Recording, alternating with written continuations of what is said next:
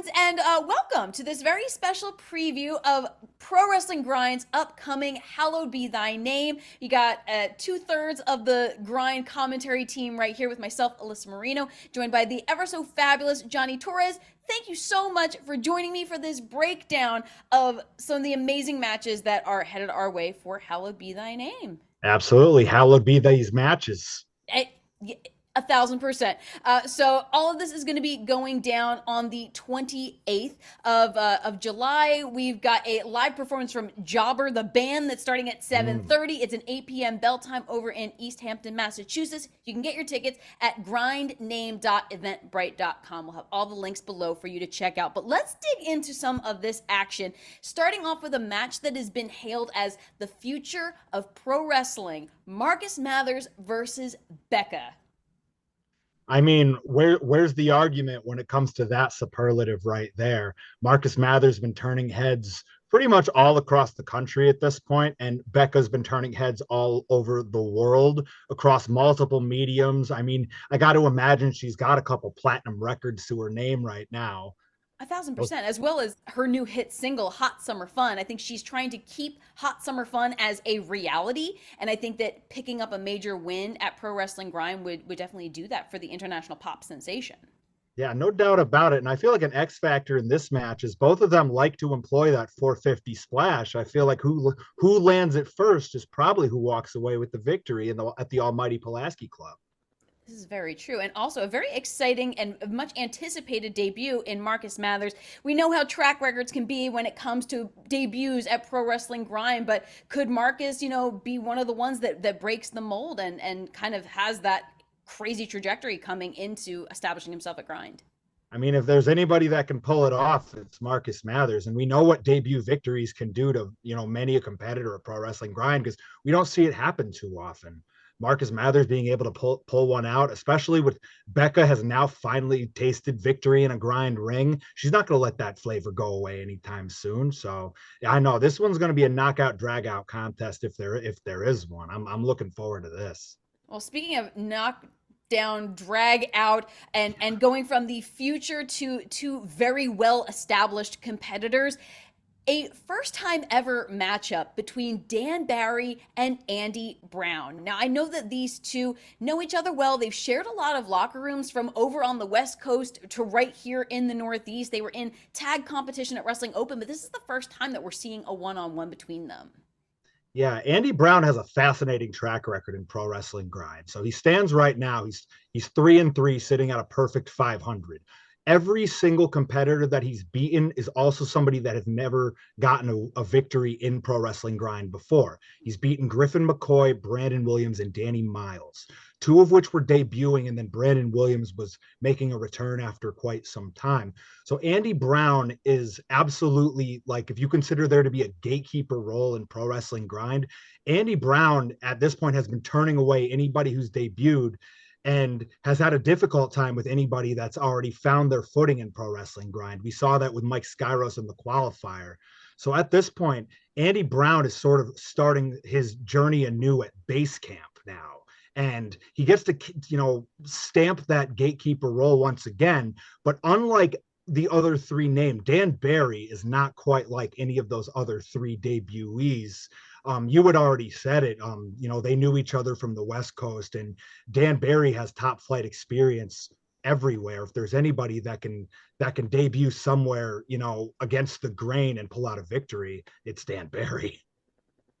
That is definitely a really good point. I mean, Dan Barry and Andy Brown, two veterans with lots of experience, both stalwarts of the independent scene. And I think that this is going to be a really exciting matchup between the two to just see how things all kind of shake out when they actually, come to blows here at Grind. And I mean, two of the best all-rounders in the game. You never know where their game plan is going to lie. Andy Brown, whether it's his patented hands or his, cartwheel, his athleticism, his agility. And then Dan Barry, the same can be said. He's one of the most misdirectional high flyers out there, can get it done on the mat and, tap you out any which way. And Andy Brown has never flexed a submission game, but I have no doubt that he can do the same thing. Like, these two can take it anywhere that pro wrestling demands. And it could be one of those situations where they're going to have to bring it all out and then some in this matchup against one another.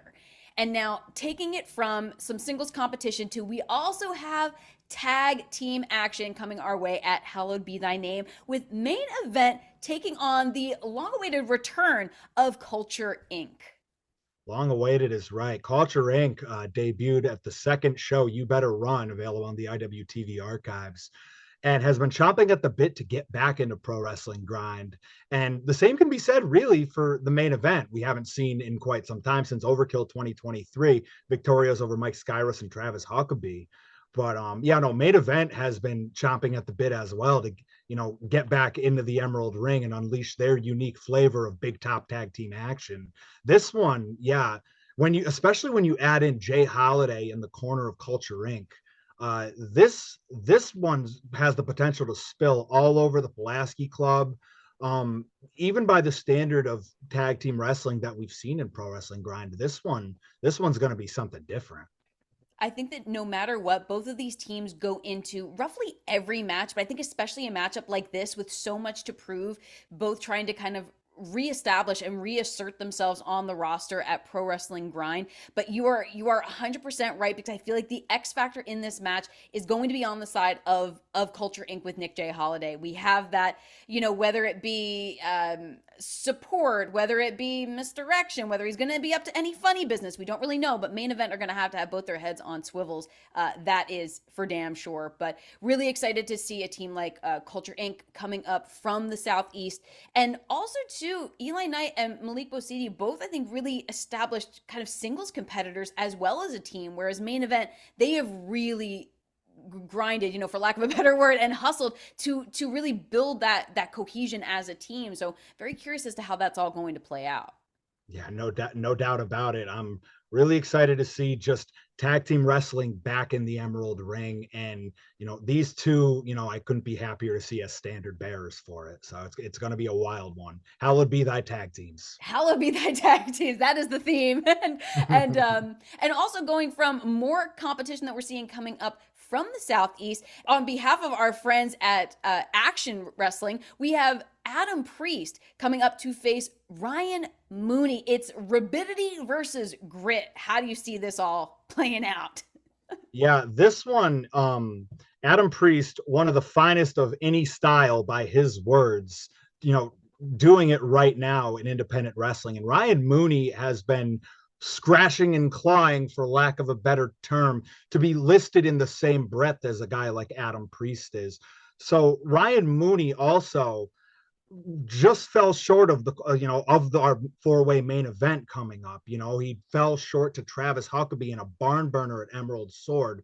So Ryan Mooney, on top of having a new thing to prove with Adam Priest, one of the best doing it today, he's immediately trying to get his traction back from what he had before the loss to Travis. So Ryan Mooney's got multiple things going on in his head. And Adam Priest, on the other side of the coin, has a lot going on in his head as well. Because after this bout with Ryan Mooney, he's got a Vacation Land Cup qualifier waiting for him at Limitless Wrestling the next day. So both of them have a lot going on. And I'm really looking forward to see who can actually focus and barrel down, knuckle up, and get it done. I mean, imagine Adam Priest going 2-0 on the weekend. That's a hell of a way to fly back to Old Bama. Roll Tide, I'll tell Roll you. Tide. Well, that is going to be a very exciting matchup, as well as our next matchup that we have to talk about, Rip Bison versus Aaron Rourke. If there's anybody that could potentially notch a grind debut victory, it's the dime piece, who's one of the most opportunistic players in the game, set to debut in WXW and who knows where else in Europe off the heels of what that performance is going to look like. And Ripper right now for Aaron Rourke, Ripper's 1-5 in his last 6 matches in Pro Wrestling Grind. If Ripper's ever been at his most vulnerable, it's right now. He's having trouble finding traction at this point in the Emerald Ring. Aaron Rourke might be on to the debut victory of a lifetime at Hallowed Be Thy Name. Yeah, and it's true. And I think both have their sights kind of set and their focuses internationally, with Ripper getting ready to take the trip over to Japan. And one thing of note is that he may not have been successful in that Grind Grand Championship qualifying match against Delmi Exo at Emerald Sword. But if you have not, do yourself a favor, go back and watch that main event of Emerald Sword. That was one hell of a matchup. But I do think that that's kind of maybe continue to rile the ire of old Uncle Ripper, and he might be coming back out at Hallowed Be Thy Name, swinging for the fences. Yeah, no doubt about it. He's probably at his sharpest right now because you had said the departure for Japan just on the horizon. I mean, he's under 2 months away at this point. So if there's at any point where the knife edge chops are razor sharp, it's going to be for Aaron Rourke at Hallowed Be Thy Name. So we may see, the end of this losing trend for Iron Rip Bison starting next week. Certainly. And after all is said and done, at the end of the night at Hallowed Be Thy Name, we will be crowning the second ever Grind Grand Champion. We have a four-way contest between Travis Huckabee, Mike Skyros, Delmi Exo, and Perry Von Vicious. There is so much to unpack. They had put it out online, everyone kind of giving their thoughts, their history. There's so much history between these competitors as friends, as foes. How do you break this one down, Johnny? There's a number of things that stand out across the history of each one of these combatants, and it feels all the more poetic to find these four fighting for that sole spot at the summit of the Grind Mountain. So we look at Perry Von Vicious. Right now has the most wins in Grind history, sitting at 9-7. Won two of his last three. At this point, we have the best seat in the house for the ovations that PVV gets, not just at the Pulaski Club, but we remember at last year's RPM festival, Rock's Throw Away, from where he hails from. And he always has the people in his corner. Now, this time around may be a bit more complicated when you have Delmi Exo in the same match. Because Delmi, who hails from just down the road in Easthampton, that gets a little more difficult. She sits right now at 8-3, a powerful record, number 4 overall in the rankings, and really only has losses to Emi Sakura, Becca, and Travis Huckabee. Mm-hmm. Now, on the fourth side of this wild square, Travis Huckabee has beaten in singles everybody else in this contest. Beat Perry Von Vicious at Overkill 2022, Delmi at Electric Crown, and then Mike Skyros at Antisocial. So if this was one of those situations where it was an elimination style four-way, then Travis potentially would have the advantage. But that's not the situation that we roll into. First fall to a finish. And Mike Skyros, who started out his tenure in Pro Wrestling Grind at 0-3, and now sits at a singles record of 5-3, has won his last 5 singles matches. We know he might be the most opportunistic player in this particular game. So I can't count out nor pick any of these four because they all each have something different going for them. And there's so many different bonds between them as well. I mean, we've seen the collusion or the collaboration between Skyros and Huckabee. Delmi and Travis tagged in the past, representing Team Grind over at Limitless in the Vacation Land Cup last year. And then there's the friendship and the history between Delmi and Perry. I mean, Perry had a hand in training Delmi when she was getting her start. So, like, in this matchup, who knows Delmi better than Perry Von Vicious? But at the end of the day, there can only be one winner. There can only be one new Grind Grand Champion. Yeah, Cool. no doubt about it. There can only be one fall. There can only be one new champion.